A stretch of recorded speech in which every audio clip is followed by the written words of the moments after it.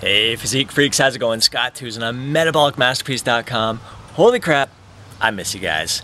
After about 3 months or so of recording these daily behind the scenes videos of the meals that I'm eating and the workouts that I'm doing, I decided to take a week off, and at the same time I took a diet break. So been nice and relaxed with my nutrition, but I promise to get right back to recording that daily footage next week. And I may try a little bit different format here. I want to make sure that I'm providing enough entertainment as well as education at the same time. One thing that I really want to share with you is an incredible article, well I think it's incredible, that I wrote this week called Pop-Tarts and Beauty Queens. And judging by the response that I've been getting from the article and everyone who's been reading it through social media, is that it's really resonated with them as well. So I'd appreciate it if you click on the link below, check out that article, share your thoughts, and if you enjoy the article, share it with your friends as well. The whole idea behind it is that, social media is supposed to be transparent. I really love video and YouTube because there seems to be a little more transparency than what I'm seeing on Facebook and some other social media platforms. Now, Pop-Tarts and Beauty Queens. The reason for the title is because, there's some, even YouTube channels, but a lot of times on Facebook, I'll see some either fitness pros or just fitness enthusiasts, and all they share is photos of how many Pop-Tarts they're eating or their epic cheat meals that they're taking part in. And I think, these people are ripped. Absolutely look phenomenal. And it can be very misleading to the public. They may see that and think, well, shit, does this person really, all they eat is Pop-Tarts and they cheat all the time and they're able to get ripped abs? I can never get ripped abs if I eat that kind of stuff, and they might throw in the towel. And then there's another segment of people that I see across social media, and all they do is share their perfect meals. Like, you never see them eat a treat at all.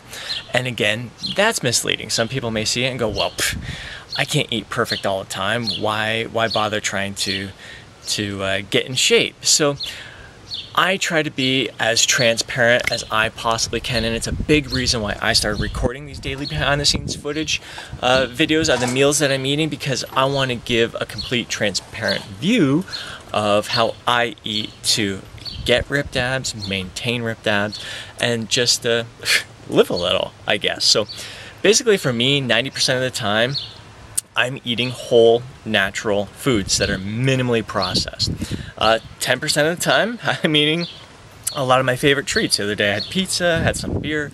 We're going camping this weekend, so I know I'll be having some s'mores and other little treats. So 10% of the time, I really enjoy treating myself. Sometimes it's only 5% of the time that I need to treat myself.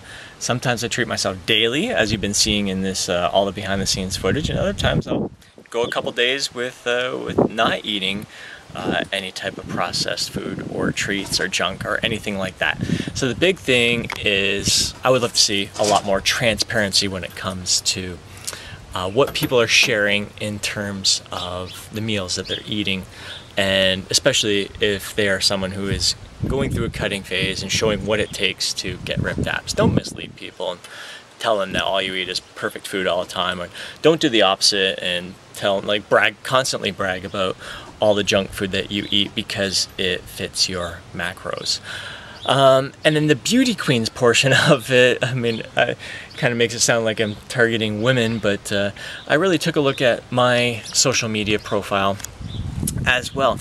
And what I'm talking about there is all the fitness selfies that you're seeing, especially Facebook, Instagram, and all that. And I share how I go about posting my fitness selfies and why I post them. I post selfies of myself, shirt off, to mainly track my progress. I really like to measure my progress visually. I use photos to measure my progress. It's also great accountability to me. And it's also a great way for me to show my fans, my friends, my clients that I walk the talk. That's very, very important to me.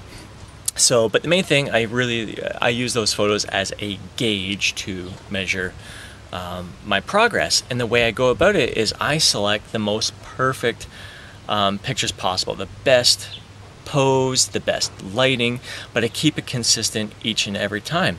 And before, it used to be I'd have to take multiple pictures in order to get that best image. What I do now, bring my camera into either the bathroom or in the gym, and I'll record the video, go through all my poses, and then what you can do in your video editing software is break it down into frames. So every single frame that's in that video will appear. So like a 1-minute video may have 2,000 frames, and I can go through it and go, bam, that's the perfect pose, the perfect lighting, where I hit the peak contraction and looking at my best. So I'm doing that because I want to make sure I'm using the best photo, the best image to measure my progress each and every time. But a lot of people will take their most perfect images and that's all they're posting on Facebook, and it can, or Instagram, and it can be a little misleading to the audience as well. Someone who sees me flexing, breathing out all the air, twisting, like I've really over the years really learned to manipulate my physique in a way for photos that makes my waist look trimmer, brings out the details in my physique, makes my muscles look bigger. It's an art. It really getting that perfect selfie is an art. So if someone sees me striking a perfect pose and then they walk by their mirror and they're somewhat relaxed or try to do a little bit of flexing, they may not see the same kind of detail that they see in my physique, even though they're the same body fat percentage or level of degree of leanness that I am. So what I did in this article below, please check it out, is I showed how, like what I do with the video frames, break my video down into frames and then select the best picture. So what I did was I selected my best picture and then like a second later took a clip out of that frame, and you can see that I'm more relaxed and the images aren't nearly as impressive as when I strike that perfect pose. Yet the thing is, I'm the exact same level of leanness, so you look different when you're flexing and posing, but I mean that's like 1 second out of my day. I don't look like that 24 hours out of the day. So it's really important that people see you not just at your best, but relaxed and having fun, natural. I find that's very, very important. And I also show that during professional photo shoots, I mean, the photographer may take hundreds of pictures and then they weed through the ones that are not so flattering, and I may be left with 20 pictures. And out of those 20 pictures, I'm still not overly impressed with all of them. I'll be lucky to get a dozen really freaking hot shots out of like hundreds of photos. So what I did is I showed like 3 of my favorite photos and 3 photos out of that top 20 that are not so flattering, not my favorite photos as well. So even with a professional photo shoot, you're not, with the best lighting, the best backgrounds, the best cameras, you're still not going to get those best images. And it's still a process. Like on social media, I am sharing the best of my photos the majority of the time. Now I do pride myself on being transparent and I do show my before photos, but I do realize I don't show enough relaxed photos. So my plan, sorry for the long-winded post here, I was expecting this to be a quick post. My plan is to post a lot more of my relaxed images where I'm just having fun with the family, as well as do a photo shoot. And in that photo shoot, I'm not going for crazy ripped this time. I'm just going to go for a nice lean aesthetic look that I can maintain for life. Kind of portray an image that is easily attainable and maintainable for a lot of guys. All right, I think that's it for me today. Please check out the article. Would love to hear your thoughts. Be on the lookout for some more behind the scenes footage starting next week. I'll be recording my meals once again and gonna try it in a little bit different format, like I said. So, all right, miss you guys. Look forward to catching up with you again soon, and can't wait to hear feedback about the article and your thoughts on fitness selfies, food porn, all that good stuff. Oh, the other thing, emotional transparency. I'm gonna turn this into just a little more longer-winded post. Emotional transparency is also very important because I've been hearing a lot of people coming out and discussing their journey from years ago, and they're saying, well, you know what, I really felt like shit while I was doing that when I achieved ripped abs. Now I feel fucking awesome right now. I'm going through a nice slow and steady gradual approach. I feel fantastic. I have no problems with telling people I feel freaking fantastic during this cut. It's been awesome.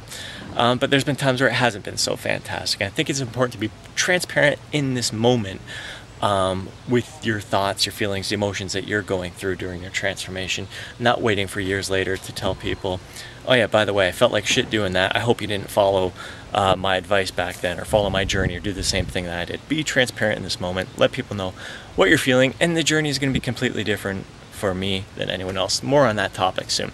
All right. Hope you enjoy this footage. Hope you missed me as much as I missed you. Catch up with you soon. Have an amazing day.